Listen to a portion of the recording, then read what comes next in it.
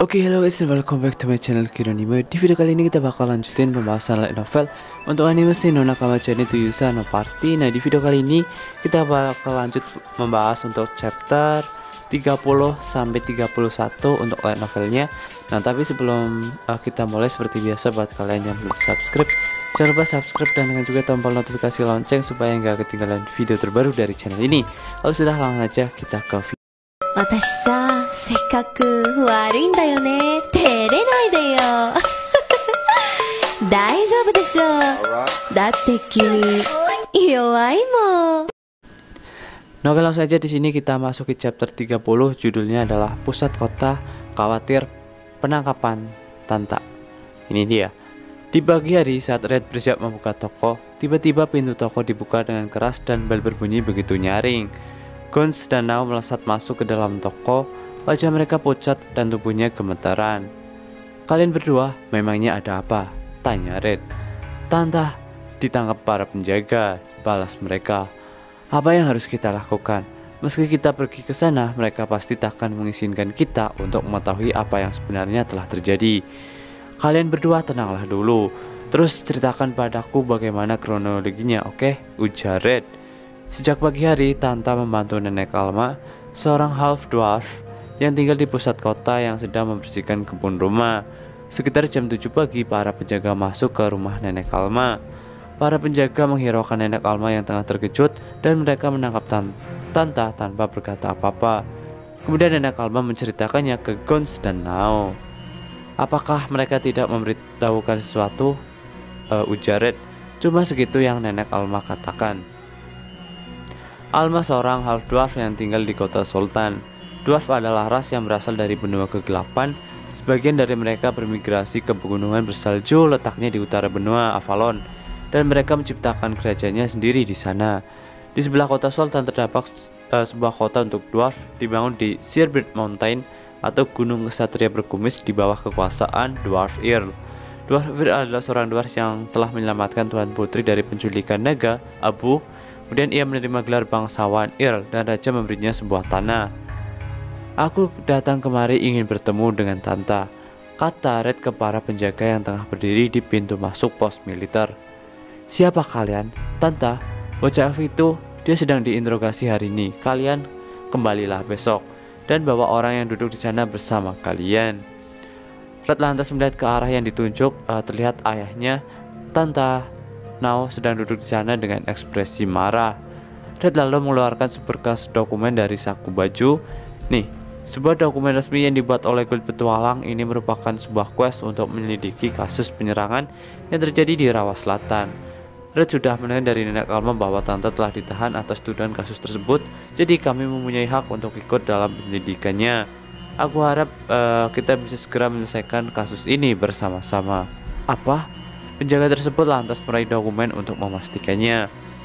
Senyuman sinisnya segera menghilang setelah melihat nama yang bertanda tangan di dokumen tersebut. "Party Lead, pahlawan lead. Quest ini dari eksekutif Garadin dari Guild Petualang." Garadin seorang petualang rank tinggi. Dia dulu orang yang bercekcok dengan lead di depan toko. Ia tinggal di pusat kota, jadi ia kenal dengan Nenek Alma. Sebelum berangkat, ia sempat menghentikan Red saat meninggalkan Guild Petualang dan berpesan, "Tolong jangan membuat Nenek Alma bersedih. Aku mengandalkanmu," ucap si Guild Petualang tersebut. Kata-katanya begitu penuh kepercayaan. Penjaga tersebut lalu melihat ke arah kami, lalu berbilang, "Aku akan memanggil atasanku, tolong tunggu sebentar."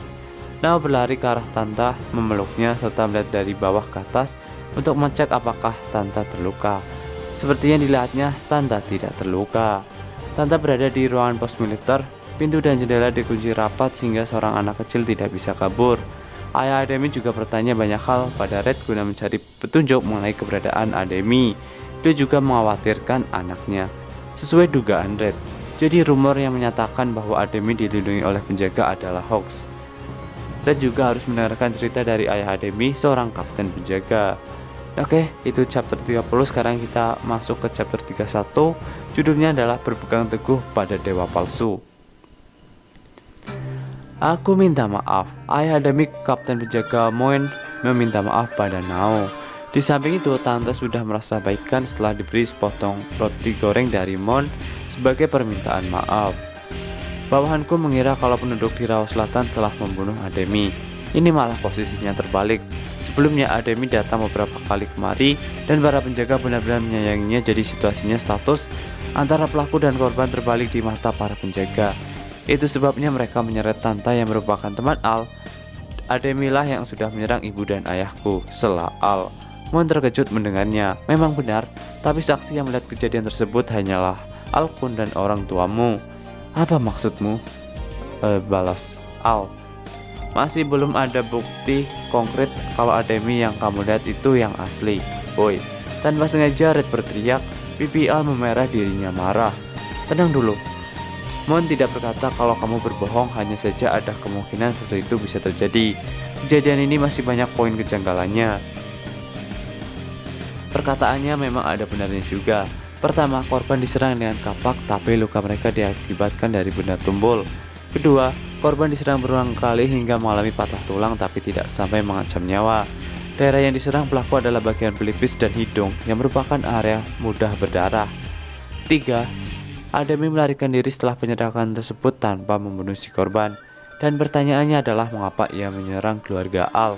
Memang benar Ademi membenci half-elf seperti Tanta dan Al.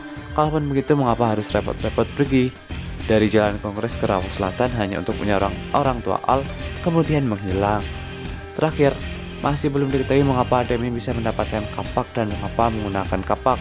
Belum lagi, Campbell, rekan Albert, serta dua orang lainnya yang mana lahir di Rawa Selatan telah membunuh para penjaga juga. Akibatnya, kesan warga di sana menjadi negatif.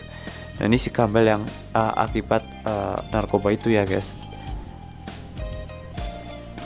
Karena insiden ini mengakibatkan penduduk Rawa Selatan dan pusat kota berselisih. Sementara kami termenung, Mon pun berbicara. Sebetulnya tujuanku memanggil tantakun ke sini cuma ingin mengetahui detailnya saja. Sebelum putraku menghilang, ia tampak begitu tenang. Bahkan aku mendengar dari petualang di pusat kota bahwa Ademi dan tantakun sering bermain bersama. Itulah sebabnya aku ingin mengetahui detailnya langsung dari tantakun. Ini mungkin tidak sopan, tapi Red ingin bertanya sesuatu. Iya, silahkan Red-kun, balas Mon. Apakah ada kemungkinan lain kalau Ademi telah mengkonsumsi narkoba? Mon lantas tersinggung setelah mendengar perkataannya. Maksudmu, kamu pikir aku adalah orang tua yang buruk sampai membuat putraku sendiri melakukan hal semacam itu? Tapi harusnya kita semua sadar bahwa kejadian ini memiliki kesamaan dengan insiden yang menimpa rekan Albert, Campbell. Senjata yang mereka pakai juga kapak serta melakukan kekerasan tanpa sebab. Akhir dari insiden tersebut, semua pelakunya tewas dan dalang dibalik semua itu belum diketahui. Red ingin kamu memberitahuku seluk-beluk mengenai obat analgesik. Mon lalu memasang wajah serius. Ia merenung sesaat lalu mulai berbicara. Kami masih belum menegaskannya karena di kota Sultan tak ada yang mempunyai skill penafsiran. Kami pun pergi ke ibu kota dan meminta seseorang pemegang bijaksawanan maupun santo yang mempunyai skill penafsiran. Skill penafsirankah? Seperti yang kuduga, ini pasti ada hubungannya dengan perlindungan ilahi. Ya begitulah, obat analgesik tersebut kami menambahkannya fake god drug atau obat dewa palsu. Obat tersebut memiliki efek untuk meningkatkan perlindungan ilahi. Red memiliki gambarannya, meski samar-samar kemungkinan obat tersebut mempengaruhi dorongan perlindungan ilahi. Itulah kenapa Ademi memberitahu Tanta bahwa dirinya sudah tidak merasakan dorongan perlindungan ilahi bertarung bebasnya. Meskipun obat tersebut atau fake god drug telah membuat korban jiwa, namun penjualannya masih berjalan. Untuk membebaskan diri dari dorongan perlindungan ilahi yang merupakan karunia dewa, mereka mencari solusi dengan mengkonsumsi obat-obatan berbahaya. Nah, ada kemungkinan si Ademi mengkonsumsi obat-obatan yang berbahaya, dan entah betul atau tidak, nanti kelanjutannya kalian tunggu aja. Oke, mungkin sekian aja untuk video kali ini. Jangan lupa subscribe and like. Bye bye.